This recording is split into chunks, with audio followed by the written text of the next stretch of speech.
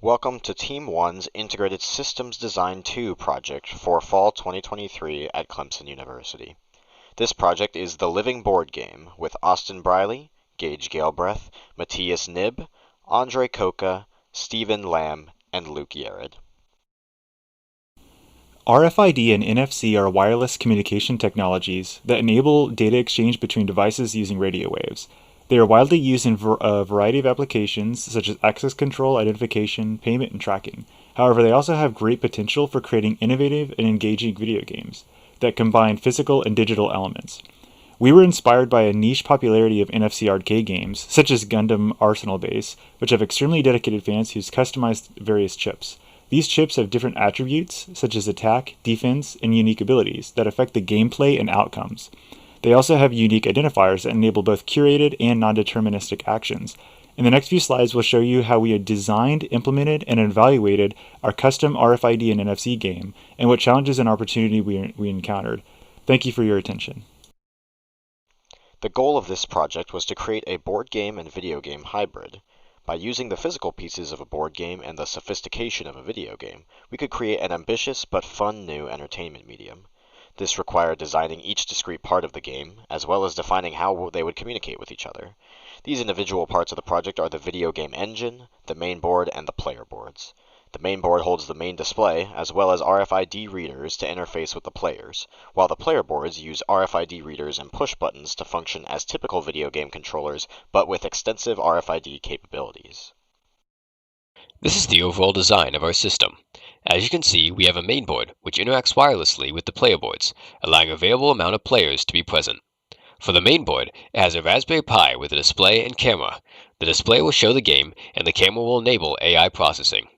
Connected to it via serial is a Pico microcontroller, which coordinates the motors and the RFID NFC readers. The motors move NFC tags onto and off of the stack. For the player board, they also have a Pico microcontroller. It uses SPI to coordinate RFID NFC readers to sense figures and equipment. It uses I2C to send images to the display for class selection and stats. Lastly, it uses GPIO to get button inputs and send them over Wi-Fi via UDP to the mainboard. For each board, there is a custom power supply to suit the voltage and mobility needs of each component. Hardware design mainboard.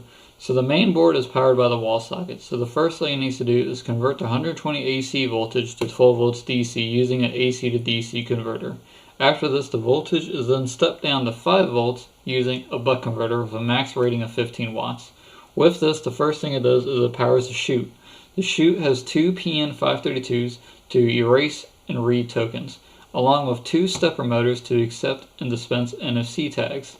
Then, on the main board, it has four PN532s to interact with player tokens, along with a fifth to initiate the final boss.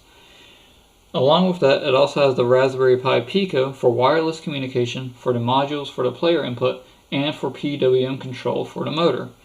Finally, it also powers the Raspberry Pi display to show the game and camera for computer vision.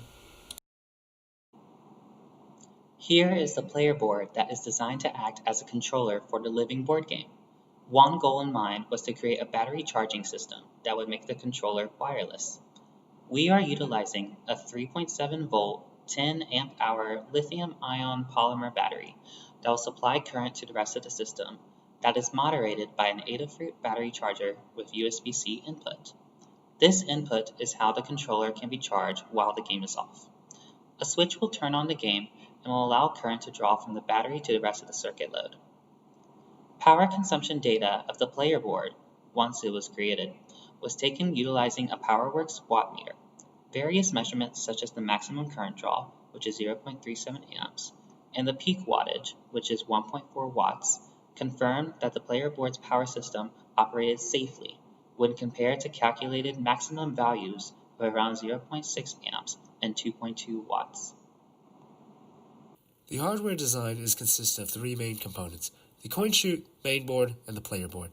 The coin chute will both store the physical NFC chips as well as edit information on the NFC chips to allow for us to edit equipment. Secondly, the main board will house the required webcam as well as the main screen. It additionally houses 5 RF chip modules in total, which allows 4 players to simultaneously play using their prescribed RF chips. The last RF module will be used for when a player wants to engage in the final boss fight within the game in order to complete the game. Additionally, it will also be attached to the coin chute via the channel on the left side of the board. Lastly, we have the player board. The player board houses components required for each individual player. It consists of 4 RF chip modules for player equipment, the player screen, as well as 5 button inputs for the player.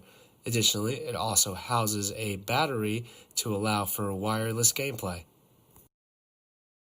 The video game engine refers to the software running on the Raspberry Pi 4, which is the heart of the main board. This piece of software needs to run a functional video game while also using bash scripting and serial communication to interface with the Redis architecture and RFID readers respectively. To accomplish this, Godot was chosen as the game development tool due to its natural integration with C# and lightweight deployment, making it perfect for a small computer like the Raspberry Pi. The game engine performs a loading sequence at the start of the game to register players using the RFID readers, before launching the game's main menu. From here, player inputs and AI facial recognition data are pulled from the Redis architecture into Godot. This communication structure is seamlessly integrated into the game itself, and allows the game to properly interface with the entire living board game.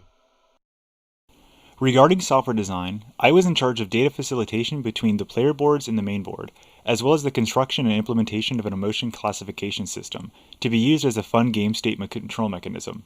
In the top left image is a depiction of a communication framework. The PicoW player board broadcasts event-driven UDP packets, chosen for its speedier communication as it does not perform any firm handshaking. The packets are then decoded and parsed on the receiver, the main board, into hashes that go into our Redis server. We are using a Redis stack to control the flow and temporary storage of data using the onboard caching mechanisms. No persistent storage is needed, as we ignore cache misses and instead only use the included object store to access and write rapid player actions such as movement. The AI classification system we are using is the mini-exception open source model in which we interface with a mid-level explicit classification script created to tailor to a more lightweight solution as no GPU is present on our system. This is the flow diagram for the player board. On startup, it checks for a figure and lets the user either continue with previous data or make a new character. After, it locks the board to that figure and begins checking and altering the stats based on equipment. It also kicks off a second core to pull the buttons and send UDP packets. This is the flow diagram for the main board microcontroller. The Pico serves to coordinate the motors and RFID NFC readers. It waits for a prompt from the board, then begins reading each reader. Whenever it detects a figurine, it sends its information to the game. If it receives a write command, it moves the motors and writes out the equipment to the chip. Welcome to our senior design project. It's called the Living Board Game. For it, we made a game where we have player boards and a main board. All of the pieces are controlled via NFC tokens. So we have the player board here, which has equipment readers and a figure reader, as well as a little display showing your character and stats. I already registered my player, however you'd be able to select what kind of player you want, and it's now on the main board. Yeah, and on the main board here is where the game's actually running, and then we have 5 RFID readers here, as well as we have the camera, which is our indication that the AI facial recognition model is running. So I'm going to go ahead and register my player here. What we can do is we can turn on the board, and it'll ask us to present a figure, which I will do right now. I can go ahead and register that player right here. I can go ahead and toggle between all the different players. And I'll choose one of them here. And now we can go ahead and get started with the game. I'll place my figure on the main board here, and then once it receives the input, the game will begin. So what this game is doing is that it's polling for RFID inputs and using those to control which players are currently connected and which ones aren't. We have a help screen, however we won't be going through that. We can go ahead and start the game by either the players pressing the up button, and here we are. We have the different players that can now move around. If we go ahead and zoom in, we can see that this player is currently taking their turn.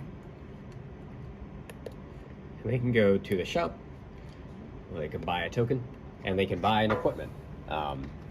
So we have the RF readers in the back of the unit that are now writing to the RFID token with the stats that the game has shown on screen. And so notice the attack is 6 and the defense is 3. And so when I leave the shop, I can take off my player. I can bring it to my board. Then I can equip a token onto it. And you can see that it gained a little equipped icon to show that it is equipped. And then I can take off the player and return it back to the main board, and you'll see that the stats are now updated on the main board. It now has 10 attack. So now, for the rest of my turn, I have my updated stats as though I had that equipment. And now the other player can go, also taking their turn. There were a few limitations. First, the 3D printing was inadequate, in both timing and design, which resulted in delayed testing and decreased performance and appearance of the project as a whole. This also resulted in uncaught behaviors of the microcontroller and the power system. Also, the Godot game engine proved to have many difficulties, and the majority of the development was focused on developing the integrations instead of the gameplay. This concludes the project overview of the Living Board Game. Thank you very much for your attention.